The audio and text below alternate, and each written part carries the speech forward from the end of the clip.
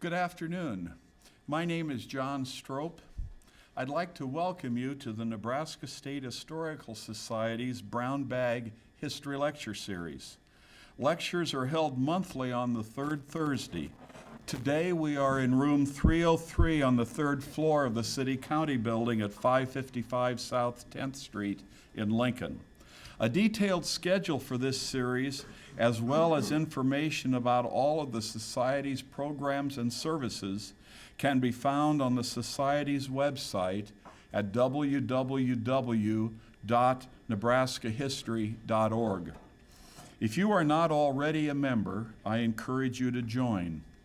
Benefits of membership include subscriptions to Nebraska History Magazine and the Society's newsletter, use of a microfilm reader printer in the Society's library and archives to make free copies from microfilm, free admission to the Society's 7 historic sites, reduced fees for kids and grandkids classes, discounts in the Society's landmark stores at the State Capitol and Chimney Rock and the History Museum.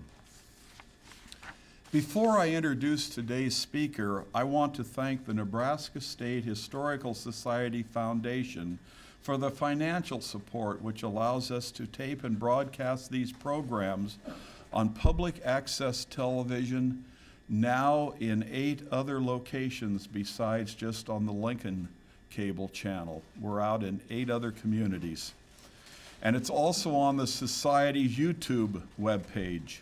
To find that YouTube webpage, just type www.youtube.com/user/Nebraska Historical.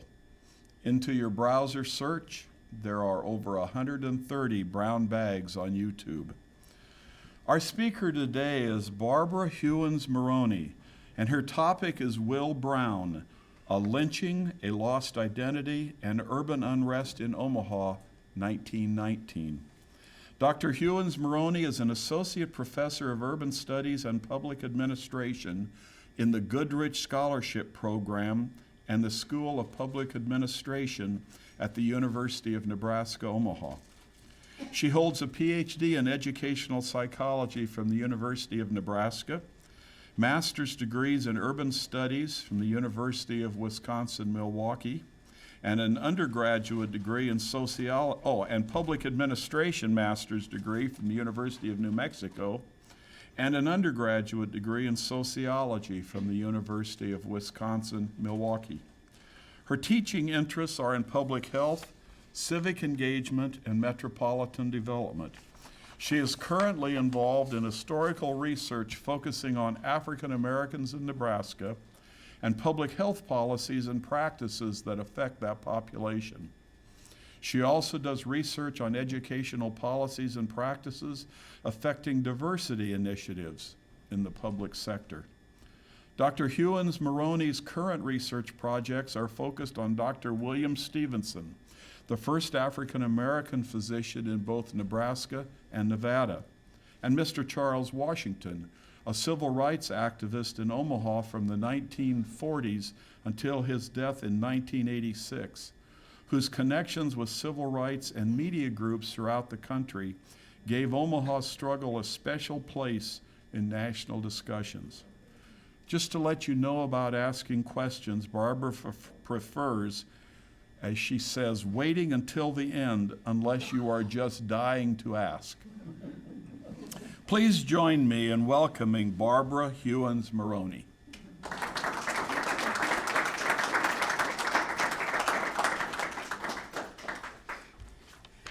Well, thank you, John, for that great introduction, and I want to thank each of you for being here this afternoon.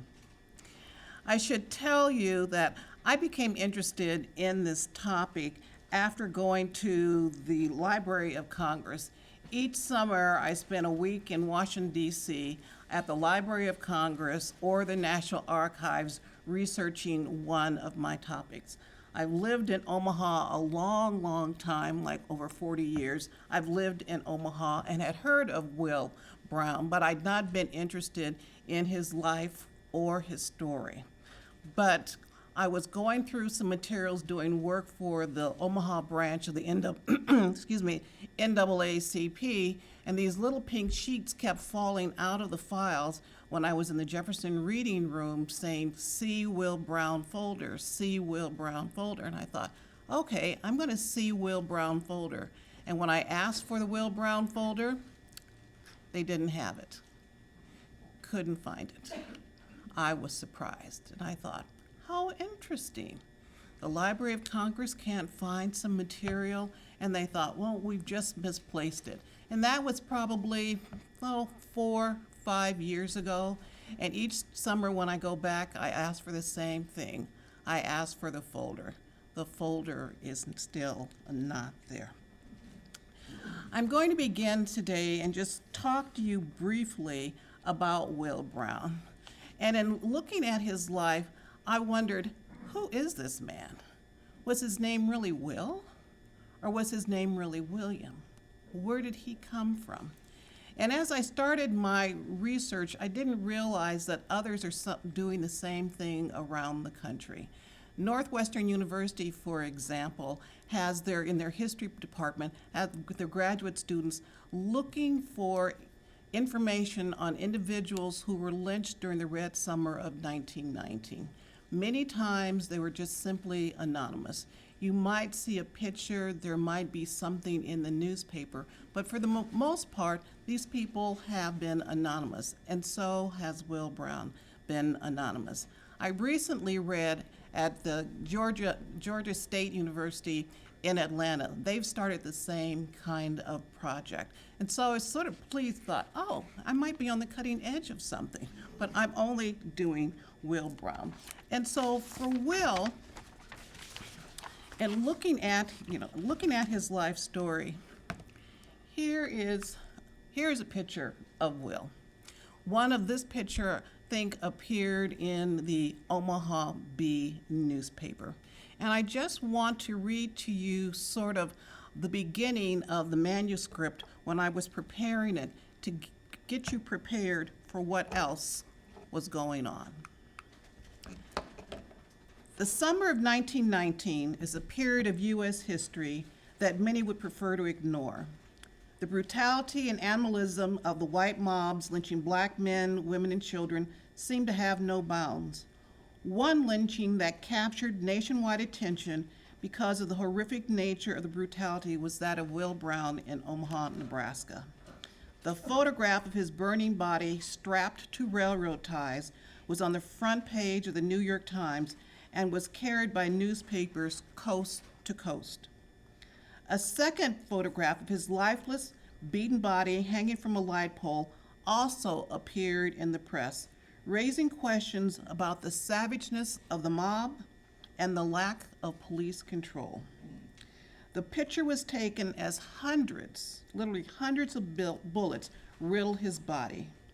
The photo was snapped prior to the mob cutting him down and the police driving his naked body through the streets hitched to the rear end of a police car.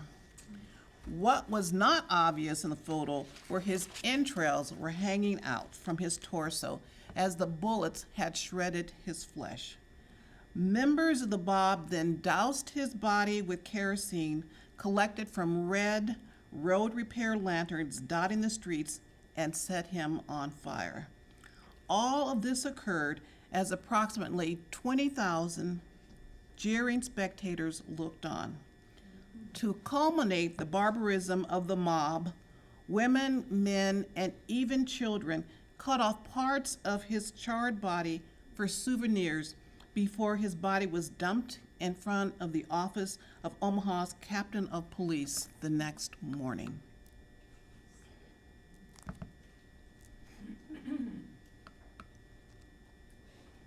So, Will was lynched on Sunday, September the 28th, at 11 p.m. at night in front of the newly furbished courthouse. And I'll say more about the courthouse later, because the courthouse was totally finished in 1912, but it was going through some refurbishments. Will was accused of raping a white woman, a young white woman in the community. And we were told that Will was approximately 40 years of age. Now remember the picture that you saw of him. It was somewhat difficult to tell exactly what his age was, but he was 40 years of age and he had severe arthritic rheumatism. So it was difficult, even the physician for the city said difficult for him to be very mobile. We know that Will was from the South. Where in the South, we don't exactly know. I've been to areas in the South looking for information about him. I still haven't found enough information, but we know that he was a Southern migrant, and he supposedly came from Cairo, Illinois, via Humboldt, Tennessee. And I've visited both those locations in the past 2 years. When I went to Cairo to look for information, and I worked with the city historian said that he had been looking for information about Will Brown for over 40 years. And the only piece of information that we could come up with was a small article in the newspaper in Cairo which said, Will Brown lynched. Omaha police said he Cairo resident. We don't know anything about him. And so the Omaha police, there was a story that he had accosted women, white women in Cairo, and had been run out of town because of the relationships with white women and what he had done. But the police had no record, didn't know him, and there was a little short sort of blurb at the very end of that article that said, and we're too busy to check any further. I've also been to Humboldt, Tennessee, and I went to Humboldt because the Omaha newspaper said his parents lived in Humboldt, Tennessee. I've been looking at using Ancestry.com and my genealogy and almost anything else. I've gone through the Library of Congress, looking through city directories for Humboldt to see if I could get any kind of indication of who he was, if his parents were alive.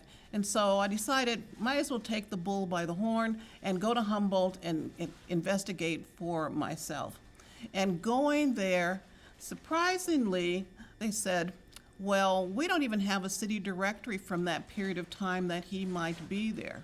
I was shocked because there's one city directory of Humboldt, Tennessee that's in the Library of Congress. And fortunately, I had made copies of the pages of that city directory, so I was able to share them with the librarian at Humboldt, Tennessee, because she said she had nothing. And I will be going back later part of the spring to Humboldt, working with the librarians in the state library to see if we can find any information that can give me a better lead on Will. But I want to know really who he was. And so some questions. Was his name Will or William? Don't know. Did he have a family? Didn't know that. Where was he from? I'm still trying to find that. Why was he in Omaha? Did he come here because he had family in Omaha? Did he come here just as a migrant laborer? Did he come to Omaha with friends? Trying to find out. Did he know the person that he raped? It was a big question, because as I talked to older African American citizens in Omaha, they said, well, he knew her. You knew they were friends. Lots of people knew that. I said, oh, really? But was there any evidence of that information? Or was he simply tangled up with the kind of political machinations or shenanigans that were going on in Omaha at this period of time? We had a political boss named Tom Dennison, who had a reputation of wanting his way and getting his way. Had Will Brown somehow become involved with the Dennison gang? Or was he just collateral damage? He just happened to be in the wrong place, in the right place at the wrong time. So these are some of the questions that I wanted to answer. During this period, Omaha had a population that I found, at least according to the city directory from 1918, there was no city directory in 1919, another mystery to look at. The Omaha population was probably about 186,000 people. World War I was over, and with World War I being over, what was happening in the city? The troops were coming home. Large numbers of troops were coming home. Happy to be back in Omaha, but also they were concerned about what was happening next, their futures. When they were mustered out, released from their duties in the Army, the Navy, whatever, they were only given $60 as a severance package for them to take back to Omaha. They came back in droves, looking for jobs, looking for opportunities. But that's not quite what they met. Unemployment was exceptionally high because the jobs that they had left behind during any period of war, the jobs that they had left behind were being filled by others. And some of those others were people who were different. So Omaha, especially after World War I, people were suspicious of individuals speaking a different language, the different cultures. So the vestiges of just change and difference were quite rampant in the city at this time. They had passed laws that only English could be taught, especially they did not want any German taught in the schools. They did not, well, they were concerned about where the German people of German descent worked and lived and what they did. And then you've got this rising population of African Americans who are coming into the city. And why would they want to come to Omaha? Pray tell, why Omaha? Pray tell, it was a time when blacks were leaving. It's the end of what we call the Great Migration. That's approximately right after Reconstruction and stopped in 1920, and looking for also new opportunities. But the meat packing and meat processing plants were advertising around the country that there were jobs available. Come one, come all. What the advertisements did not say is if you came to work in these places that you were going to be a strike breaker. And so unionism was going strong. And it was, so union activity, and if you were trying to develop the union, you didn't want people, you wanted people who would work for less than, and they didn't have minimum wage then, but less pay, but who just wanted a job. And many of the African Americans coming from the South just wanted a job. And they were called Bolsheviks. And most African Americans didn't know what a Bolshevik was. They just wanted employment. But this set a tone in the city of, once again, not wanting these people who were different. And the city had also sort of rejected Dennison's old political machine. He had a person named Dahlman who, for want of a better word, front him, represented him, and so being the mayor. And when Dahlman ran up against Smith, Edward Smith, Smith was elected the mayor, and so Dennison was upset, putting it mildly, upset that he no longer had someone in that pinnacle position to sort of do his bidding on that city level. But citizens for a long period of time had been concerned about that Dennison's political machine and wanted him out. Dennison wanted the power back. So there were strong undercurrents of what was going on. And so that was, Dennison's machine. A few things I want to also point out to you that were occurring during this time. For those of you interested in interstates and roads and automobiles, in 1919, and he was a lieutenant colonel at this time, Dwight Eisenhower took a convoy from Washington, D.C., all the way, and I think it was San Francisco. He wanted to show how poor the roads were in the country. He wanted to show that because of national security, we needed a better road system. It's so on, July 29th, Eisenhower and his convoy rolled into Omaha. His convoy, 83 army trucks. He had 253 soldiers with him and about, I think it was like 60 or 70 officers that came. They stayed at Fort Omaha. Many people from the area wanted to see, especially the kind of automobiles or trucks, armored vehicles that were being brought in, and so they came in large numbers. So there was a heavy military presence in the city for that period of time. Also, there was a welcome home party for the veterans. It was supposed to, and it did go quite well.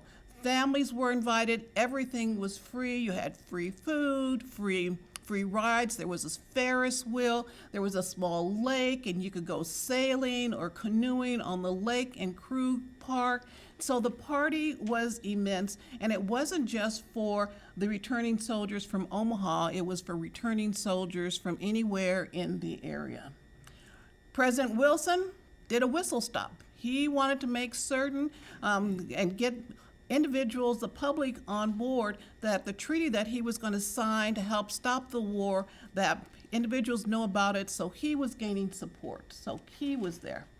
And on the more local level, the city council on September the 20th rejected the firemen's request for a raise. When Dahlman was in power, the firemen received a raise on a yearly basis. Now, with Smith and even a new city council in power, the firemen were turned away. The year before, they had received a raise of $25. They requested a raise again of $25. They wanted to earn $150 a month. The city council, and including the mayor, said no. Many firemen were upset, thought it unfair for the kind of work that they did, that they could not be able to get a raise of $25 a month. And another interesting item that was occurring during this period of time, at least I thought was interesting, there was a huge Army surplus sale, advertised as one primarily for foodstuffs. So canned peaches, canned beans, bacon, you name it, anything that was not being used during the war was on sale. What was also not heavily advertised was you could buy guns, rifles, ammunitions, small cannons, small surplus Army vehicles that did not see service over in Europe during World War I. This surplus sale started, interesting little bit is that if you wanted to buy any of the foodstuffs, you had to bring your own bag. The only thing that they would wrap for you was bacon. Everything else you had to bring your own bag for, including loose ammunition. Individuals, Omaha was one, I think, of 6 cities in the nation to have this surplus sale. The first day, things were somewhat light, at least in attendance. But by the next day, there was a crowd. They were only letting 3,000 people into the auditorium at one time. The second day, 9,000 people showed up to purchase foodstuffs and military items. Only letting 3,000 individuals in the auditorium, what do you think ensued? A riot. The mob went wild. pushing, shoving, fighting with police. There was so much violence during that sale that they had to call troops out from Fort Omaha. Now, President Wilson had an executive order that no federal troops would be used in any kind of mob violence. However, for this sale, the troops from Fort Omaha were quickly dispatched to disperse the crowd, jail the offenders, and try to bring order. And this is on the 26th. Also during this time, high crime rates, very high crime rates in the city. Everyone was noticing, and of course the Omaha Bee was a newspaper, and it agitated a lot of anxiety and exaggerated a lot that was going on in the city. And so there were drugs. There was one man who they had a tip that he was selling drugs. When they went to his home, he had 59 bottles, not vials, 59 bottles of cocaine and heroin. And he said he had just bought them the day before in Kansas City. And that was just sort of a small portion of his stash.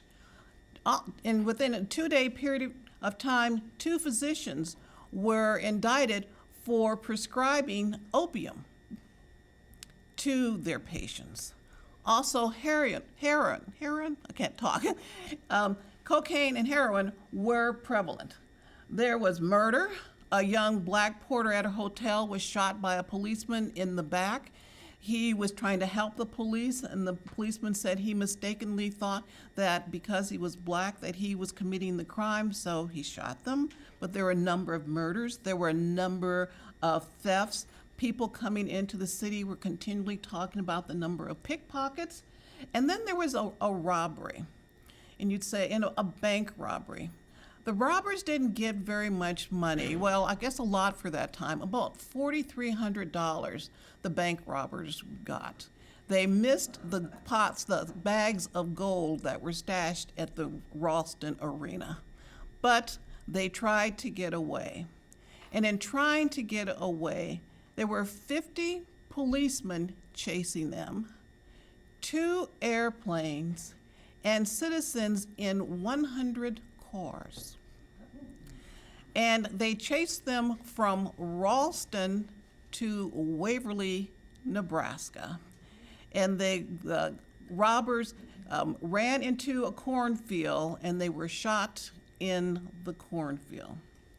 This sort of caught my attention because Ralston only had 2 policemen. Where'd the other 48 come from? From the Omaha police force. And the police cars that were chasing, only one was from Ralston. The other was from Omaha. And the 2 airplanes, the chief of police in Omaha had asked for these airplanes to come and help follow the robbers so that it would be not just a ground search, but also an air search for the bank robbers. They went and marshaled all of these resources to no, they didn't jail them because they killed them, but to get these bank robbers. Another item that was occurring at this time was a Union Pacific engineer was killed in North Platte. He was a gambler. They said an African-American male had killed him because they wanted his money, because there were so few African-American males that were living in North Platte at that time. They quickly apprehended a gentleman that said they knew the engineer. A riot occurred. The sheriff in North Platte was exceptionally concerned. He called the governor because he said he didn't have enough officers to protect this person. And the governor immediately sent troops, federal state troopers out to help get the prisoner out of North Platte. And so then the governor contacted all the cities and said, we're in a time of unrest. If you need help with anything that sort of smacks of mob violence, please contact me because I will help. And of course, Exarban Carnival. For those of you from Nebraska, you know the Exarban Carnival was something stupendous. It had something called a light parade. Hundreds of people actually came to this carnival. For those of you from Lincoln, you'd be interested to know really why this Exarban started. It was an attempt to draw individuals away from the state fair in Lincoln back to Omaha. There was a group called the Commercial Club, and the Commercial Club was concerned about the economic downturn in Omaha with receipts, and looked at the state fair as a way, well, we can bring people in, we can give, we can get more money into the city if we give the state fair. They brought the state fair 1 year. It didn't go well because everything was sort of outside of the city, so then they came up with their elaborate plan. And to make it extremely showy, they went to New Orleans to get the idea of the costumes and the names, and they said on the way back on the train there was a priest who talked to them and gave them further ideas. And every year since 1895, Exarban had been doing this carnival. It ran and it seemed to extend forever. It was for 10 days. And for those 10 days, people from Iowa, the Dakotas, Missouri, Kansas, Colorado, all came for this carnival. And so think about it. You've got the Army surplus sale with people coming into town for that. You've got the Exarban Festival, people coming in for that. And there were just a host of people on the streets. But for some reason, well, the reason given was there would not be any carnival activities on Sunday. They said the carnival workers needed a day of rest. And so all activities were canceled. And the citizens in Omaha thought, well, this is unusual. This is not usually done. We have activities for the carnival all the time. But the Sunday activities were canceled. And yes, the carnival workers may have needed a day of rest. The other point is most of the carnival workers came from the South. I was able to start looking at reports. Many came from Arkansas, Tennessee, Kentucky, Alabama, and Mississippi. Although the carnival owner was Omaha born and bred. So here's the accusation. The report was on September 27th that this Miss Agnes Lobeck was raped. And it happened the night before. And Agnes was 19 years of age. Her occupation was given as a laundress. Some individuals also said she worked at an eatery, which was a restaurant. But as the investigation started, going more, into greater detail, it was found that she was a lady of the evening. She was a part of the house of ill repute. In other words, Agnes was a prostitute. And Agnes said that she and her boyfriend, Milton Hoffman, were out. Milton's interesting in this situation. Milton was disabled. He worked with a limp. Dr. Orville Menard, who worked at UNO and is deceased, but did extensive work in this area, interviewed Hoffman because after this was over, after the lynching was over, and even before the trials began, Hoffman and Agnes left town and moved to Denver. But then Hoffman returned to Omaha and got another job working in the city county courthouse.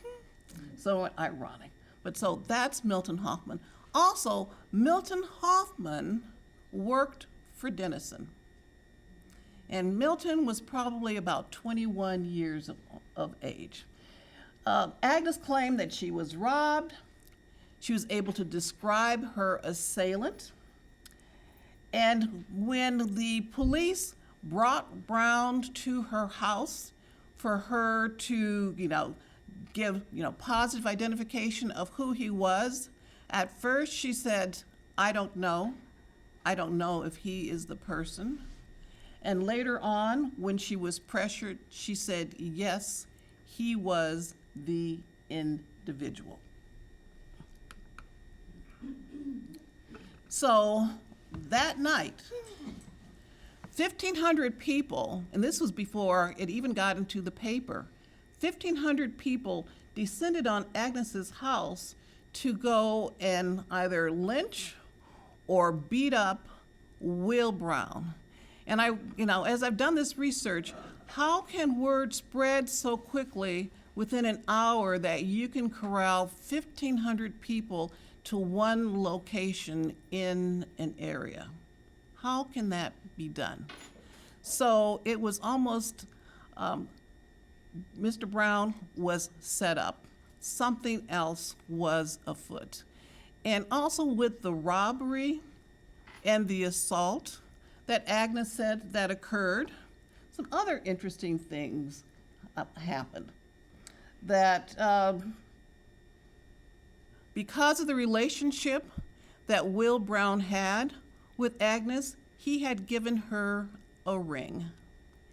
And they had had an argument shortly before all of this occurred, the day before, and he wanted his ring back.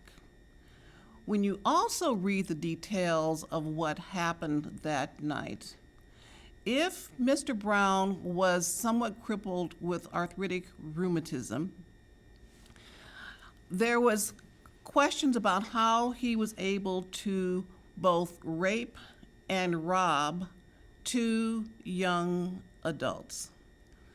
The rape and robbery occurred in an area in South Omaha. According to Agnes and Milton, the gentleman, Mr. Brown, came up behind them with a gun, took her down a ravine into bushes, all the time holding a gun on Milton, raped her. Both she and Mr. Brown came up the ravine. Then he tried to rob them, and then went away.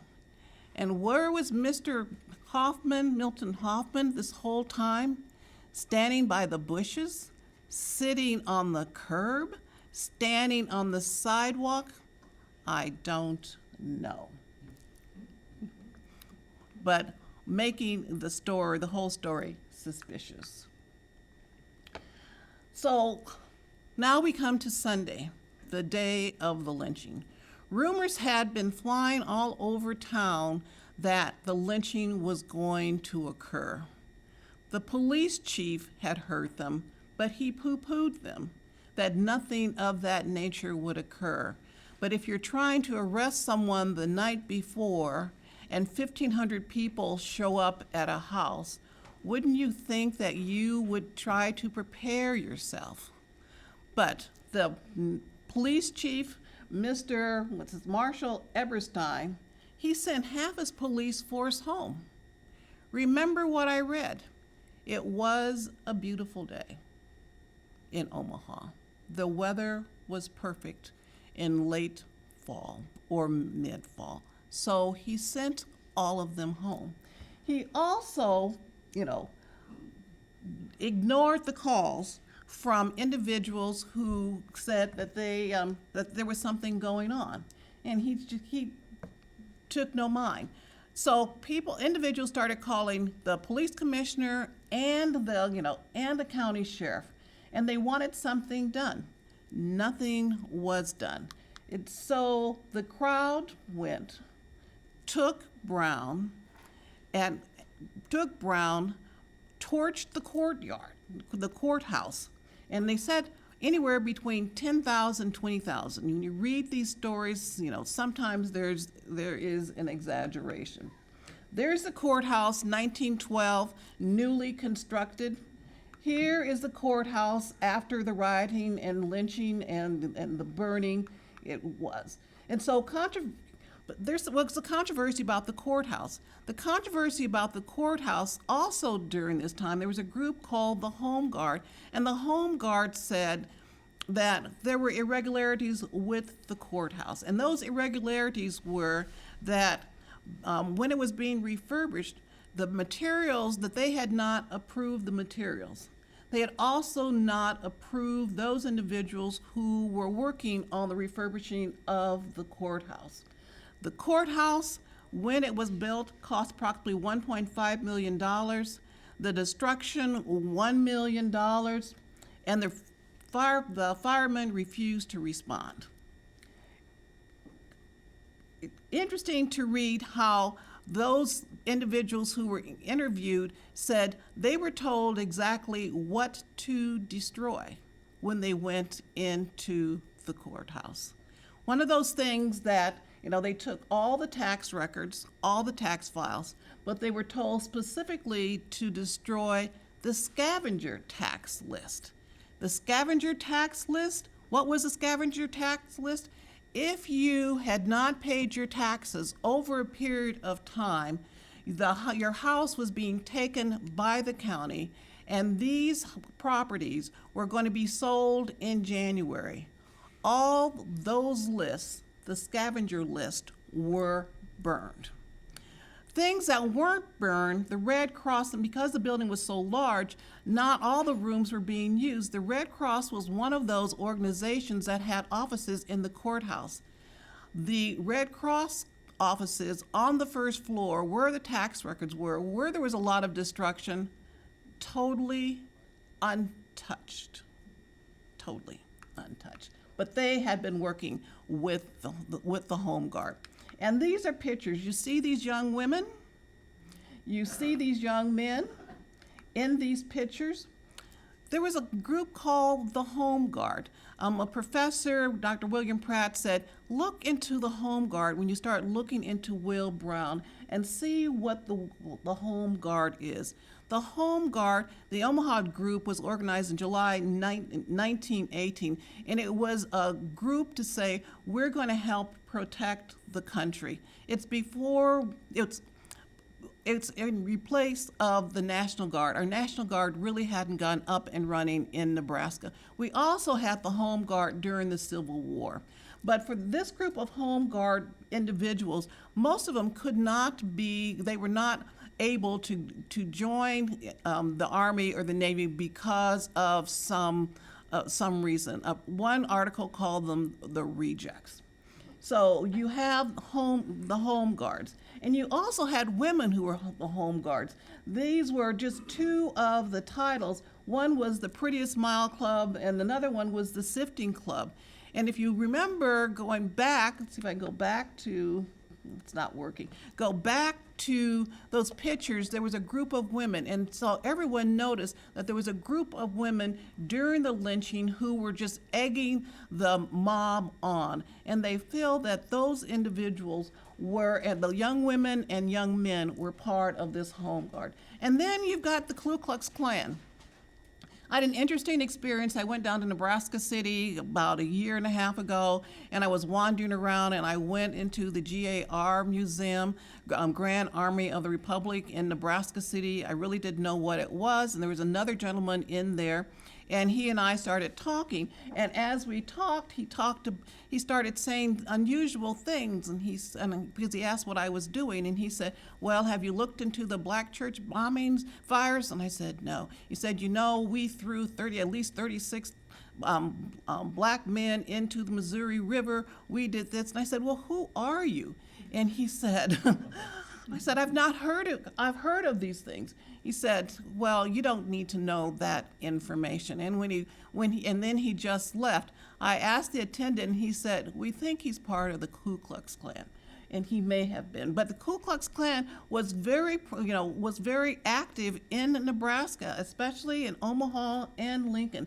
And many of the carnival workers, they think, were also part of the Klan.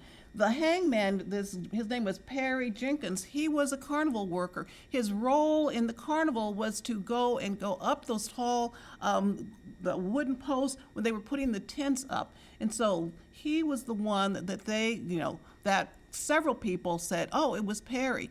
When the authorities went, and he was from Arkansas, went to investigate Perry, he said, oh no, and other carnival workers said that he couldn't possibly be involved. But if you look at lynchings in the Midwest, look at the role of carnivals, where carnivals were. There is a link to carnivals and lynching. Let's see if I can move this. Okay, this is just a letter. This is just a letter looking at questions about the Home Guard. The Home Guard was so secretive, they did not want anyone to know what activities they were involved in. And so there was an inquiry, exactly what are you doing? And what the person in charge of the Home Guard said in Omaha was, we're doing activities and you don't need to know. So. Oh, so I can get this. Okay.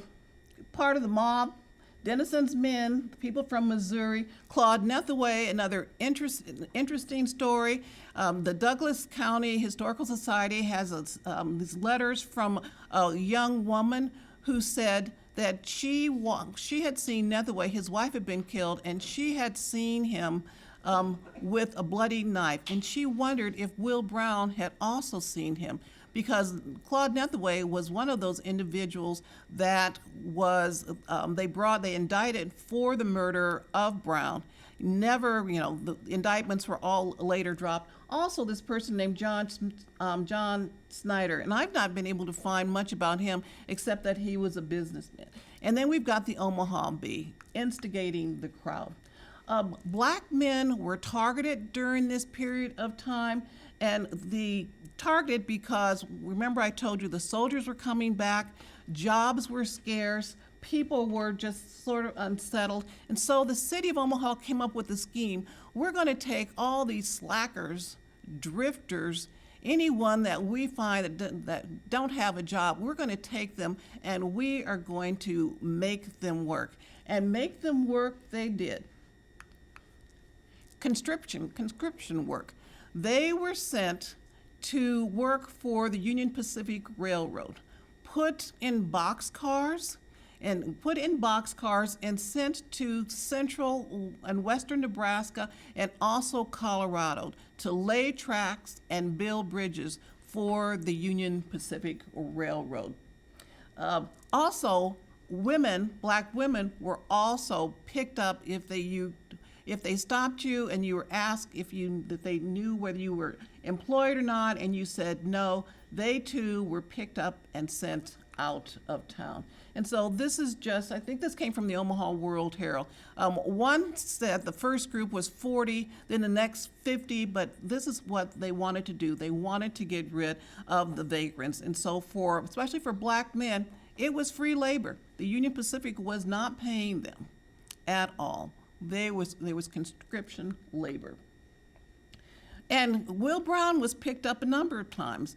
Some reports said that he worked for a meatpacking plant, but Orville Menard in his research said no, he worked for a lumber yard and he hauled coal. So he was employed. However, he was picked up 3 times on September the 11th, the 20th, and the 27th, and charged with vagrancy each time. 2 of those times that he was released, and because the day that he was not released, when they picked him up on the 27th, the city physician examined him because he had some cuts and scrapes and said he's highly arthritic. Also, a reporter from the Lincoln newspaper interviewed Will and said, I don't think he did it because I don't think that he has the physical capacity. And then there was an attorney. This is just police court docket information showing that Will was picked up and they charged him $250. They really didn't keep him in, not $250, $2.50 each time. Each time they picked him up, and they really didn't keep him in jail except the last time. And if you look at the last one, it just didn't, on the microfilm, didn't come out too well, but they were just going to do the same thing with him, and then they crossed it out. So there was a change. And so this was September the 29th. Will's body was never claimed by anyone. The sheriff, when he saw the body outside of his office, called the Western Undertaking Company, was the only black undertaking company in the city, and asked that the body be removed. I was able to learn that there was an autopsy done on his body, and that the cause of death was not his hanging, was not the burning, but he had 6 deep knife wounds in his chest. And then his body was also mutilated, and he was buried in Omaha in the Forest Lawn Cemetery. Word spread rapidly. They wonder what happened with the black community as far as a response. Word spread rapidly, but there was a telephone network that had been set up because the black leaders thought that there was something was amiss. They put a safety net. I've interviewed people in their 80s, and actually I've interviewed individuals who lived during this time who were in high school, saying that as teenagers and young people, they didn't know what was going on, but something was going on. And they took up positions that you don't hear about on 24th Street and 16th Street, waiting for the mob to come down. Federal troops were sent to the community, and the individuals, I said, they weren't there to protect us. They were there to protect any whites who came through. People met with the mayor, met with the city council to see what kinds of actions were going to be done. Not what's done. Many African Americans left the cities. This article came from Council Bluffs. They left in Council Bluffs. The Omaha World Herald said they estimate probably 1,000 individuals left the city of Omaha. And this is on 24th Street, how the federal guns, they weren't pointed to help the people, but the people thought that they were intimidated. And so did I really know who Will Brown was? I found out a little information. There's so much more. His name is still a mystery because it's such a common name that I wondered that I'm having problems, but I'm still gonna look for it. And he wasn't forced out of Cairo like he said. But I think I found family members, and that's why I went down to Humboldt, Tennessee. I've called around and I've gone down there and interviewed people who I think were part of his family, and I don't know whether or not that he was a target. And so for my research is somewhat threatened because things are missing. One is that the governor had a report, an investigation. Can't find copies anywhere of the report. The NAACP had its file. They hired a private investigator. There was a file. That file is missing. The Douglas County court proceedings, I thought all court proceedings that those were kept. Can't find them on certain individuals who were indicted. And some archival documents, even at the Nebraska Historical Society, Douglas County Historical, and even Humboldt, Tennessee, are missing. And so was the lynching a way to control the African American population? I'd say yes. Was it a mechanism to regain political control? Orv Menard, if he was here, he would definitely say yes. And was it a way to hide, maybe the real intent? Why were all those records stolen or burned? And why just those records? And did he know something? We don't know. And so the aftermath, more segregation in the city. African Americans did not feel safe. African Americans felt that there was growing mistreatment. They were sometimes afraid to even send their children to school. There was no job safety or security, and there was an overall concern for the well-being of the public. And so that's what I found about Will Brown, the lynching and unrest in the city of Omaha in 1919. and I want to thank you for being a patient audience.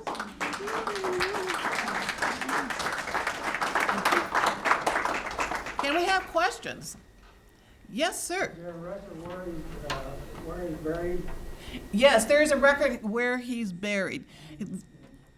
Yeah, there's a grave site. He did not have a gravestone until about maybe 10 years ago, and so he is in Pottersfield at Forest Lawn Cemetery, and there is a gravestone for him.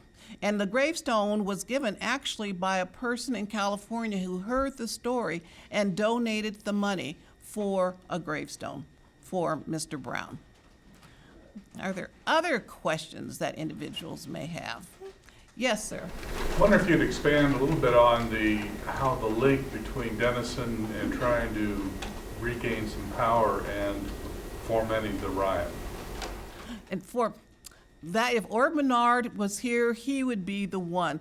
But it was a way, some research shows that it was a way for him to show that the new mayor, Mr. Smith, was not in power and was a poor leader. He did not have the wherewithal to go and pull the city together. And in showing and embarrassing, because Smith was, he was hung and trying to stop the mob, and fortunately he was cut down. And they said for Denison, who had been also sick during this period of time, he would do anything to sort of show that this political party did not have the wherewithal, the strength, or the resources to run the city and run the city effectively, especially when you think about if there's an economic motive to all of this. So with economics, and I think we've just been cut off, but I'll answer your question later and talk about economics.